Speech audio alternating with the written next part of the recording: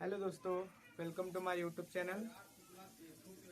आज हम बताएंगे आप लोगों को कि हिंदी, आपका जो भी हिंदी का पेपर होगा कि उसमें से पूरा हिंदी का सिलेबस कितने नंबर का क्या आता है, क्या नहीं आता है, ये सारा आज हम आपको बताएंगे कि कितने नंबर का बहुकल्पी आता है, कितने नंबर का वर्णात्मक आता है।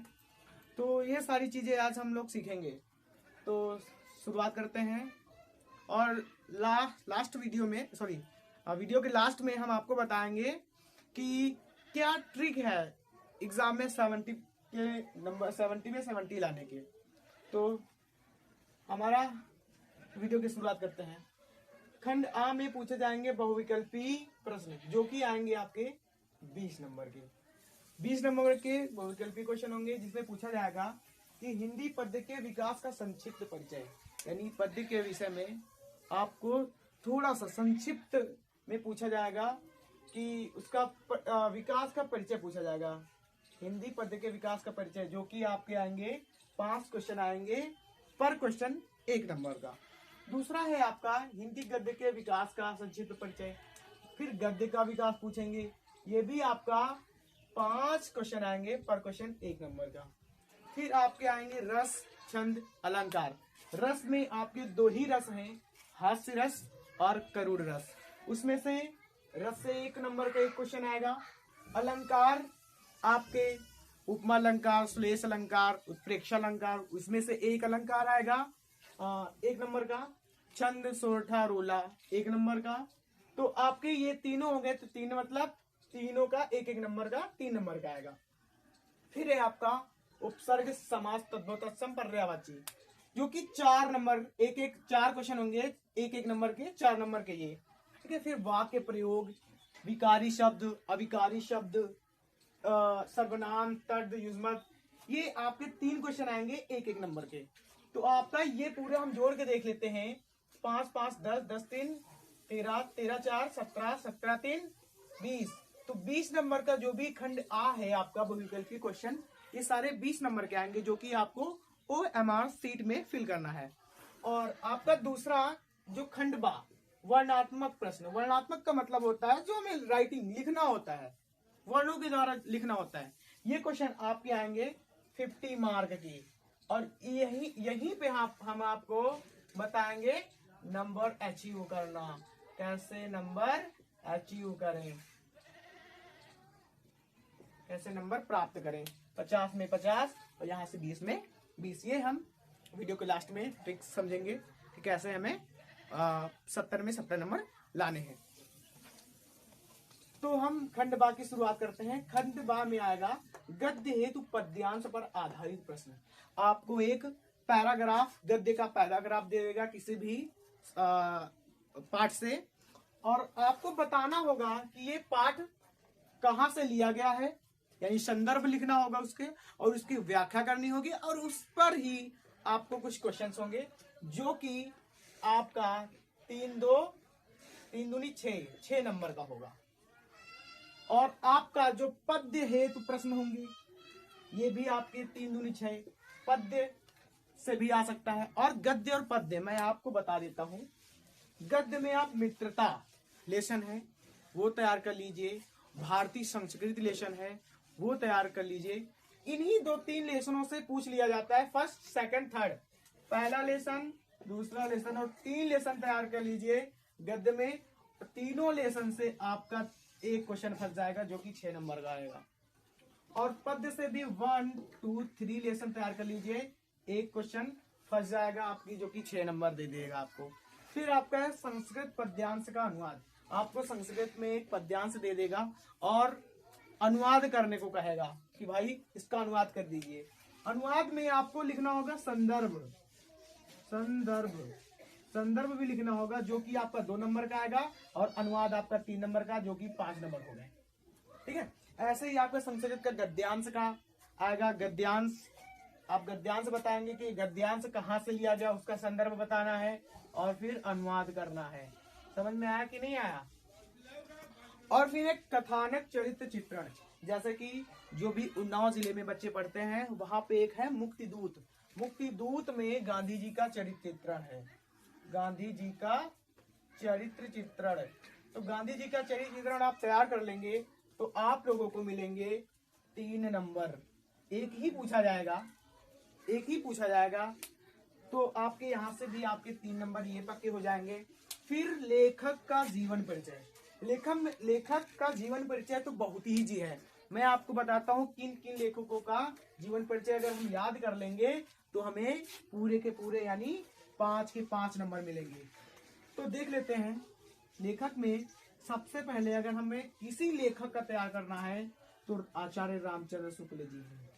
आचार्य रामचंद्र शुक्ल जी। दूसरे लेखक हैं जयशंकर प्रसाद। तीसरे लेखक है मैथिली शरण गुप्त।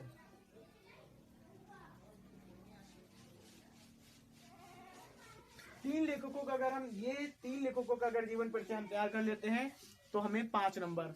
जीवन परिचय में आप लोगों को बस कुछ संक्षिप्त जीवन परिचय देना है, ज्यादा कुछ नहीं देना है। और आप इनकी 2-2 रचनाएं, 2-2, 3-3 रचनाएं लिख लीजिए, हेडिंग वाइज बढ़िया से प्रेजेंटेशन करके आप लिख लीजिए, आपको पूरे के पूरे नंबर मिलेंगे। और तीसरा है आपका कवि का जीवन परिचय। कवि के जीवन परिचय में आपको तैयार करना है तुलसीदास जी को और सूरदास जी को और बिहारी जी को, यानी 3 ही आपके जो हैं तुलसीदास, सूरदास, बिहारी जी, इनको आप तैयार कर लीजिए। इनमें से किसी भी एक का जीवन परिचय आएगा जो कि संक्षिप्त जीवन परिचय आपको देना है और आपको पूरे के पूरे 3-2-5 नंबर मिल जाएंगे, जिसमें से आपको किसी भी जैसे आपके सूरदास हो गए या बिहारी जी हो गए या तुलसीदास जी हो गए, इनकी कम से कम 2-2 रचनाएं, जैसे कि सूरदास जी की है सूर सारावली और साहित्य लहरी वगैरह, ये आपको तैयार होनी चाहिए। ठीक है। और संस्कृत का एक श्लोक तैयार कर लेना है जो कि 2 नंबर में पूछा जाएगा। संस्कृत का श्लोक तो कितना इजी होता है, आप दो संस्कृत का श्लोक तैयार कर लेना, क्योंकि उसमें लिखा होगा कि ऐसा श्लोक लिखिए जो कि क्वेश्चन पेपर में ना आया हो। कुछ श्लोक क्वेश्चन पेपर में आ गया होगा तो वो श्लोक हमें नहीं लिखना है। 2 नंबर का आएगा, 2 श्लोक तैयार कर लेना आप। 2 में एक तो कंफर्म है, लिखना ही है आपको, तो यहाँ से आपको 2 नंबर इसके मिल जाएंगे। और आपका है संस्कृत के प्रश्न उत्तर, यानी संस्कृत में आपको क्वेश्चंस आएंगे तो क्वेश्चन के जवाब देने हैं।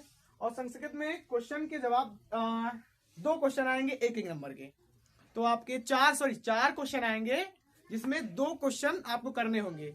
2 क्वेश्चन 1-1 नंबर के होंगे, 2 नंबर के ये हो जाएगा आपका। और फिर आएगा पत्र। अब पत्र आपका मित्र पर लिखने को हो सकता है या सरकारी कर्मचारी पर लिखने को हो सकता है। तो पत्र का जो स्ट्रक्चर होता है वो तैयार करना है अच्छे से, तब आपके पूरे के पूरे नंबर पत्र में भी मिल जाएंगे।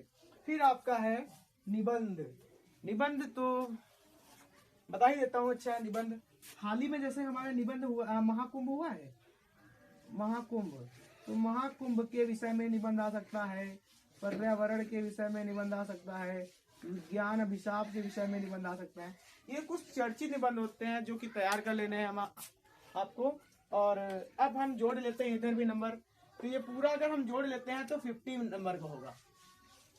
तो 50 नंबर इधर से, 20 नंबर इधर से, आपका 70 नंबर का पेपर आएगा।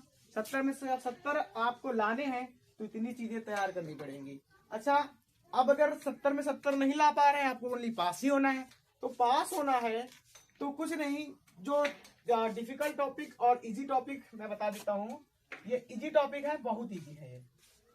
निबंध जैसे, निबंध में क्या करना है, प्रस्तावना लिखनी है। प्रस्तावना के आप अपने आप से बना कर लिखते चले जाइए 2-3 पेज, आपको 7 नंबर का होगा। 7 नंबर में 5 नंबर तो दे ही देगा। जीवनी है, जीवनी 5 नंबर की आएगी, संक्षिप्त में याद कर लीजिए और बना के लिख दीजिए। 5 नंबर का है, 4 नंबर तो मिल ही जाएंगे। वैसे गद्य में भी, पद्य में भी। गद्यांश, बस आप गद्यांश और पद्यांश का संदर्भ याद रखिए कि संदर्भ कहाँ से आपका जो ये चैप्टर है कहाँ से लिया गया है, गद्यांश कहाँ से लिया गया है और पद्यांश कहाँ से लिया गया है। अगर आपको ये पता चल जाएगा तो आप उसके उत्तर भी दे देंगे और उसकी व्याख्या भी कर लेंगे, है ना। तो ये सारा चीज है। अब मैं आपको बताया था कि लास्ट में बताऊंगा कि पेपर को पास कैसे करना है। तो पेपर को पास कैसे, पहली बात तो है कि हेजिटेशन नहीं फील करना है। पेपर मिल जाए, घबराना नहीं है कि पेपर आ गया, डर जाना, ऐसा नहीं करना है हमको। पेपर मिल जाए, कूल कॉम हिसाब से आपको पेपर को सॉल्व करना है। आपको कॉपी बढ़िया मिलेगी, कॉपी को अच्छे से फिल करना है। नो मतलब ओवर राइटिंग नहीं करनी है। ओवर राइटिंग तो कतई करनी ही नहीं है। गलत होता है तो रहने दो, कोई बात नहीं, काटना पीटना नहीं है हमें। अच्छे से कॉपी को अच्छे से भरना है, अच्छे से भरना है, कॉपी को भरना है ना। और फिर जो भी इंपॉर्टेंट पॉइंट हो उनको हाईलाइट करना है। और ज्यादातर आप प्रश्नों के उत्तर दें तो पॉइंट टू पॉइंट दें, ज्यादा हमें लेंथी नहीं लिखना है, पॉइंट टू पॉइंट देना है। तो नेक्स्ट वीडियो में हम आप लोगों को देखेंगे कि नेक्स्ट वीडियो में क्या बना सकते हैं। Thank you.